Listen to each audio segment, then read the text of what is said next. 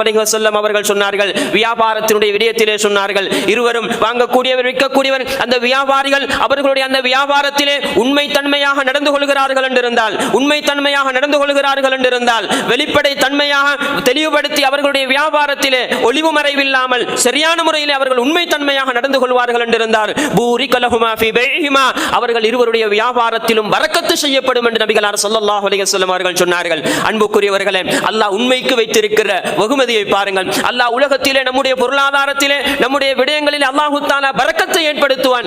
உண்மை தன்மையாக நாம் நடந்து கொள்வோம் என்றிருந்தால், அன்புக்குரியவர்களே, நாம் இந்த உலகத்திலே நம்முடைய பொருளாதார விடயங்களிலே நம்முடைய கொடுக்கல் வாங்கல்களிலே எத்தனை பொய்களை செய்கிறோம். அன்புக்குரியவர்களே, நாம் பொய்களினூடாக நமக்கு பரக்கத்து நம்முடைய பொருளாதாரம் பெருகும் என்று நினைக்கிறோம். என்னுடைய பொருளாதாரத்தை ஈட்டிக் கொள்வதற்கு நான் இந்த சந்தர்ப்பத்தில் ஒரு பொய்யை சொல்லுவதில் தான் எனக்கு லாபம் இருக்கிறது, அதனூடாகத்தான் எனக்கு பயனை அடைந்து கொள்ளலாம் என்று நாம் பொய்யை பேசிவிடுகிறோம். அதனால் எனக்கு இந்த உலகத்திலே நல்ல ஒரு வாழ்க்கை கிடைக்கும் என்ற கனவோடு நாம் செய்கிறோம். அன்புக்குரியவர்களே, நிச்சயமாக அது கிடைக்க மாட்டாது, நிச்சயமாக அது கிடைக்க மாட்டாது. நம்முடைய பொருளாதாரம் நமக்கு மன திருப்தியாக அமைவதற்கும் அந்த பொருளாதாரத்தில் பரக்கத்து ஏற்படுத்தப்படுவதற்கும் அல்லாஹ் தான் காரணியாக இருந்து கொண்டிருக்கிறான். அந்த பரக்கத்தை அல்லாஹு தஆலா எதில் வைத்திருக்கிறான் என்றால் உண்மையிலே தான் வைத்திருக்கிறான். நாங்கள் அதிலே உண்மையாக நடந்து கொள்வோம் என்றிருந்தால் அல்லாஹு தஆலா அங்கு பரக்கத்து செய்வான். சில நேரம் நாம் உண்மையை பேசுவதனால் 100 ரூபாய் தான் நமக்கு லாபம் கிடைக்க போகிறது. ஆனால் பொய்யை சொன்னால் 1000 ரூபாய் லாபம் அடையலாம் என்றிருந்தாலும் நாம் பொய் சொல்ல மாட்டேன், நான் உண்மையை தான் சொல்லுவேன் என்று நாம் உண்மை தன்மையாக